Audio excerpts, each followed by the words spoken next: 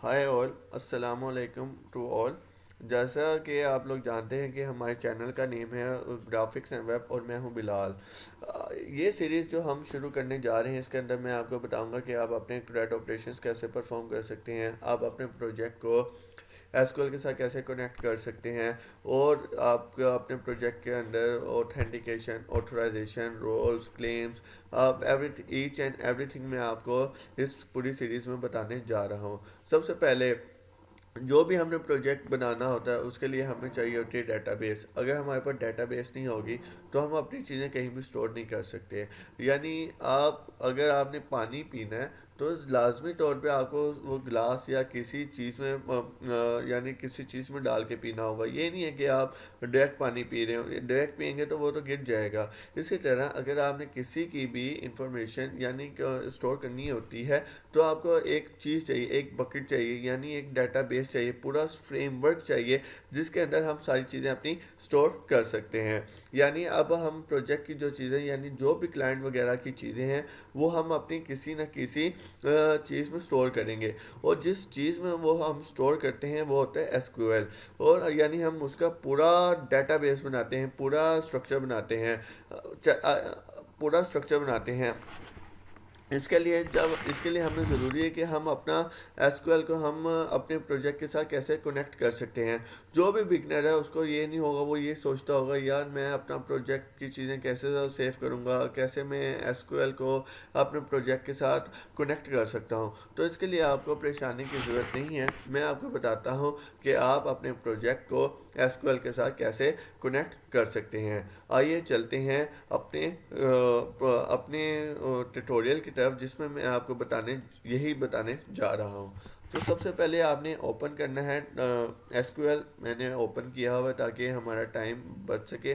तो हम एसक्यूएल जैसे ही ओपन किया, अब हमें एक डेटाबेस बनानी है। आपने अपनी डेटाबेस का नेम वही रखना है जो आपके प्रोजेक्ट का नेम है। अगर आपके प्रोजेक्ट का नेम कुछ और है, डेटाबेस का कुछ नेम और है, तो आप भूल जाएंगे कि मैंने कौन सी डेटाबेस बनाई थी, कौन सा प्रोजेक्ट बनाया था, मैंने उस प्रोजेक्ट की कहाँ पे चीज़ें स्टोर की थी। आपको कुछ भी नहीं पता चलेगा कुछ अर्से के बाद। सबसे पहले आपने कैसे अपनी डेटाबेस बनानी है। डेटाबेस के ऊपर आपने राइट क्लिक करना है, न्यू डेटाबेस के ऊपर जाना है। न्यू डेटाबेस के ऊपर जाने के बाद आपने अपने प्रोजेक्ट का नाम जो आपने रखा है वही आपने इधर डेटाबेस का नेम लिख देना है। मैंने अपने प्रोजेक्ट का नेम बिल फर्स्ट एम्प्लॉय लिखा है, तो मैं अपने डेटाबेस का नेम भी एम्प्लॉय लिख दूंगा। जैसे ही आप एम्प्लॉय लिखेंगे आपके एम्प्लॉय के नाम से एक डेटाबेस क्रिएट हो जाएगी। अब ये डेटाबेस तो हमारे पास क्रिएट हो गई। अब हमने इसके अंदर रखने हैं टेबल्स, यानी लॉगिन का टेबल हम अलहदा रखेंगे, एम्प्लॉय की इंफॉर्मेशन का टेबल हम अलहदा रखेंगे, एम्प्लॉय की जो भी उसकी ईच एंड एवरीथिंग जो भी हम उसके बारे में जानते हैं हम उसके टेबल्स क्रिएट करते जाएंगे। तो सबसे पहले हम टेबल क्रिएट कर लेते हैं कि एम्प्लॉय के लॉगिन का, यानी एम्प्लॉय जब आए तो उसके हमारे पास उसका यूज़र नेम होना चाहिए और पासवर्ड होना चाहिए। बिल फर्स्ट हम यहाँ पे एम्प्लॉय की एक आईडी लिख देते हैं, एम्प्लॉय आईडी। इसके आईडी की टाइप हमेशा वही होती है इंटीजर, यानी आईडी हम कभी भी वार एन वार में स्टोर नहीं कर सकते। एम्प्लॉय आईडी हमेशा इंट में स्टोर होगी। इस तरह हम इसकी डाटा टाइप लिख देते हैं इंट, और हमेशा जो यूज़र होगा वो इसको नल नहीं छोड़ सकता, उसको हमेशा एक आईडी मिलेगी, क्योंकि ये जो आईडी होती है ये हमेशा यूनिक होती है। इसलिए हम हमेशा इसको कहते हैं कि ये ऑटो इंक्रीमेंट होना चाहिए, ये हमेशा प्राइमरी की होगी। जो एम्प्लॉय आईडी होती है वो हमेशा प्राइमरी की होती है। तो आपने इसको प्राइमरी कैसे बनाना है, आपने इसके एरो के ऊपर क्लिक करना है और साथ ही आपको पहला ऑप्शन मिल जाएगा सेट प्राइमरी की, आपने इसके ऊपर क्लिक कर देना है। जैसे ये आप क्लिक करेंगे तो इसके साथ आपको ये की सी नज़र आ रही होगी, इसका मतलब होगा कि ये अब आपकी जो एम्प्लॉय आईडी है ये एक आपकी प्राइमरी की बन चुकी है। अब हम चाहते हैं कि हम एम्प्लॉय की आईडी सेव कर ली है तो हम इसका नेम भी सेव करें, तो आपने उसका नेम सेव करने के लिए एम्प्लॉय नेम लिख देना है। इसकी जो डाटा टाइप होगी वो होगी वार चार। आप इसका साइज़ कुछ भी दे सकते हैं, 50 दे सकते हैं, 20 दे सकते हैं, मैक्सिमम कर सकते हैं। मैं आपको कहूँगा कि आप इसका साइज़ कम से कम रखें, ताकि इसकी वजह से आपके जो डेटाबेस की स्पेस है यानी जो स्टोरेज है वो जल्दी फुल ना हो।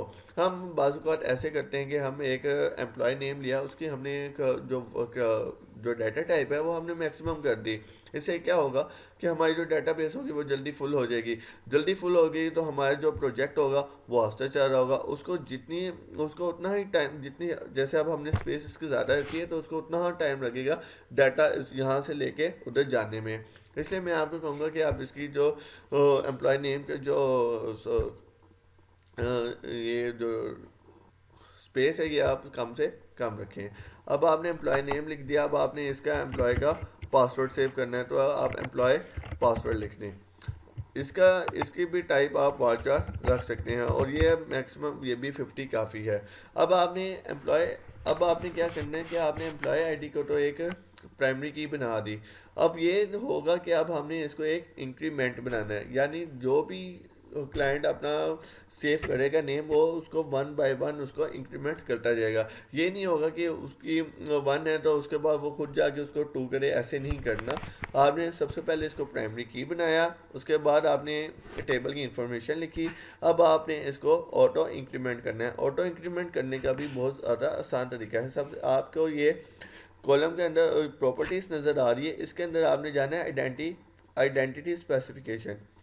इसके ऊपर आपने क्लिक किया और इस आइडेंटिटी का एक टैब खुल जाएगा, आपने उसके ऊपर क्लिक कर देना है। डबल टैप करेंगे तो ये ऑटो इंक्रीमेंट हो जाएगा।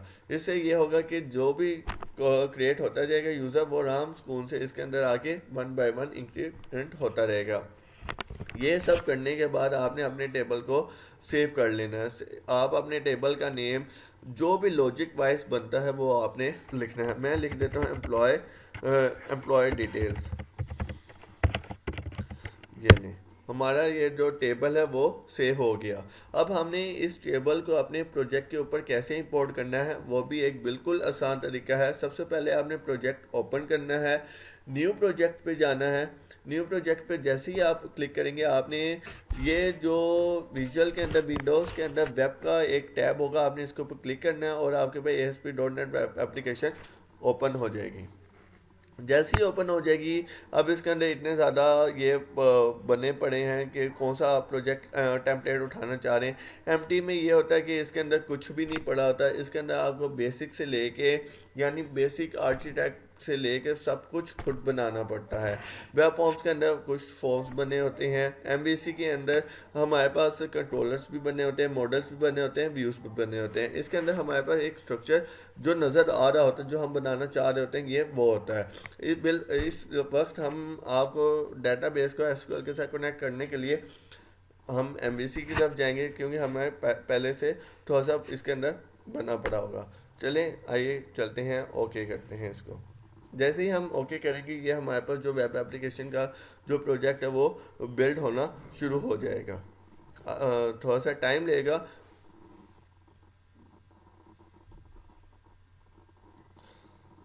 जैसे ये कंप्लीट हो जाता है तो हम अपनी वीडियो शुरू करते हैं। Just a minutes.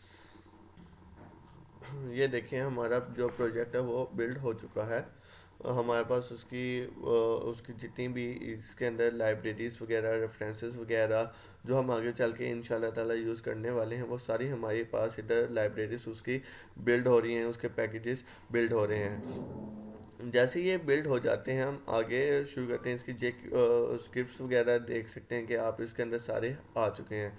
अब हम पूरी एप्लीकेशन बिल्ड हो चुकी है। अब हम अपने जो ये हमने डाटाबेस के अंदर टेबल बनाया है, इसको हम इंपोर्ट करने वाले हैं अपने प्रोजेक्ट के अंदर। सबसे पहले हम प्रोजेक्ट के अंदर कैसे इंपोर्ट करेंगे, सबसे पहले आपने जाना है, ये आपको मॉडल्स नज़र आ रहे हैं, मॉडल्स के ऊपर आपने क्लिक करना है।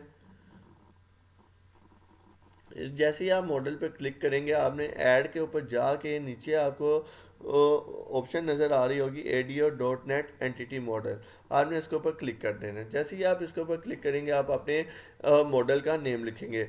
जैसे मैंने अब अपने टेबल का नेम लिखा था एम्प्लॉय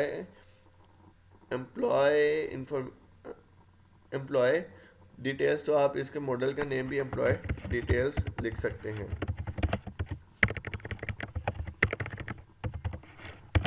जैसे ही आप अपने मॉडल का नेम आइटम लिखेंगे तो आपने ओके पे क्लिक कर देना है। जैसे ही आप ओके पे क्लिक करेंगे वो आपसे मांगेगा कि E F designer from database, यानी जो होगा वो हमें जो प्रोजेक्ट है वो खुद ही हमें इसका डिज़ाइन बना के दे देगा। आपने simple E F designer from database पे क्लिक कर देना, यानी नेक्स्ट पे क्लिक करेंगे। जैसे ही हम नेक्स्ट पे क्लिक करेंगे आप वो हमसे कहेगा कि आप कौन सा कनेक्शन करना चाह रहे हैं। जैसे ही आप न्यू कनेक्शन के ऊपर जाएंगे, न्यू कनेक्शन के ऊपर वो आपसे आपका सर्वर नेम मांगेगा। आपको अगर आपके सर्वर नेम नहीं पता तो आप सिंपली अपने डेटाबेस में जाएं, अपने प्रोजेक्ट अपना आपका जो सर्वर है यानी जो आपका फर्स्ट टैब है उसके ऊपर राइट क्लिक करें, कनेक्ट में जाएं और यहाँ से आप अपना सर्वर नेम कॉपी कर लें। सर्वर नेम जैसे ही आप यहाँ से कॉपी करेंगे तो आप वहाँ पे जाके इसको पेस्ट कर दें। जब आप इसको पेस्ट करेंगे तो इस सर्वर के अगेंस्ट जितनी भी डेटाबेस होंगी वो इधर लोड हो जाएंगी। देखिए ये सारी डेटाबेस लोड होगी। अब हमने अपनी डेटाबेस का जो भी नाम रखा था, आपने जो भी रखा है वो उसको सिलेक्ट करें और अपना उसके साथ कनेक्शन करें। देखें टेस्ट कनेक्शन सक्सेडेड, तो आप इसको ओके करें, यहाँ से भी ओके करें। ये लें आपकी आपका जो कनेक्शन स्ट्रिंग, आपकी जो वेब कॉन्फ़िग यानी जिससे जिससे आप अपनी डेटाबेस से चीज़ें लेके आएंगे उसकी एक एंटिटीज़ बन गई है, ये आप आपने याद रखना है। इसके थ्रू हमारी जितनी भी चीज़ें होंगी वो हम सेव कर रहे होंगे। जैसे ही एम्प्लॉय एंटिटीज़ पे आए तो आप इसको नेक्स्ट कर दें। जैसे ही आप नेक्स्ट करेंगे वो हमसे आपके जितने भी टेबल्स उसके अंदर बनाए हैं वो इसको रिट्रीव करके ले आएगा। जैसे ही रिट्रीव करके ले आएगा आप उसके ऊपर क्लिक करें और इसको फिनिश कर दें। सिंपल सा प्रोसीजर है और कुछ नहीं करना, सिर्फ हमने डेटाबेस क्रिएट की, यहाँ पे है, यहाँ पे हमने ADO.NET मॉडल खोला, EF डिज़ाइनर खोला, उसके अंदर हमने अपना सर्वर नेम रखा, सर्वर नेम के अंदर जाके हमने अपना टेबल सेलेक्ट किया और हमारे पास यहाँ पे आ गया हमारा टेबल। ये है बहुत ज़्यादा आसान तरीका। अब ये थोड़ा सा टाइम लेगा, लेकिन थोड़ा सा टाइम लेता है चीज़ें रिट्रीव लेने में। अगर आपका सिस्टम अच्छा है, अगर आपकी SSD वगैरह अच्छी है तो ये विद इन अ सेकेंड्स भी एक हो जाता है। ये सिस्टम पे डिपेंड करता है। ये देखें अब आपका ये टेबल आ गया। कितनी आसानी से हम आपका टेबल ड्रैग एंड ड्रॉप करके ले आए। इस वीडियो में इतना ही। अब हम आगे चल के बताएंगे कि हम इसके अंदर चीज़ें कैसे स्टोर कर सकते हैं। और होप यू, अगर आपको वीडियो पसंद आई हो तो प्लीज़ इसको लाइक कर दीजिए और इसको आगे से ज़्यादा शेयर कर दें ताकि जो भी बिगनर हो, जिसके भी थोड़े से कॉन्सेप्ट्स क्लियर ना हो, वो इसको देख के अपने कॉन्सेप्ट्स को क्लियर कर सके। शुक्रिया। अल्लाह हाफिज़।